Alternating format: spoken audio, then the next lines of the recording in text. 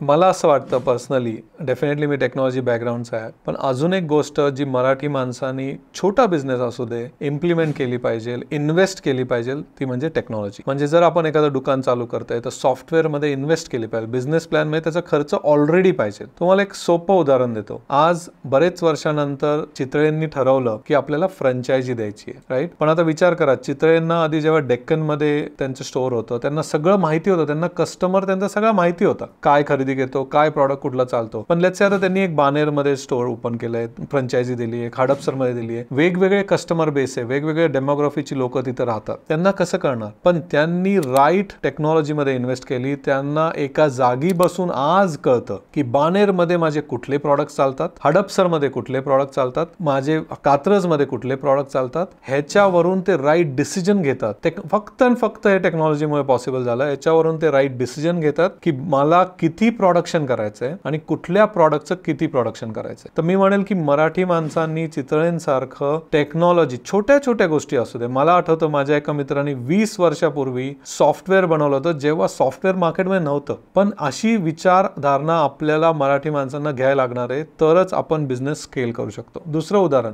आता आम्ही स्वतः कॉमसेन्स अनालिटिक्स मध्ये आहे. आम्ही लोकांना जे चितळेंनी केलं ते करण्यामध्ये मदत करतो. आम्ही तुम्हाला एक बिझनेस, मी ते एक सोपं उदाहरण सांगतो.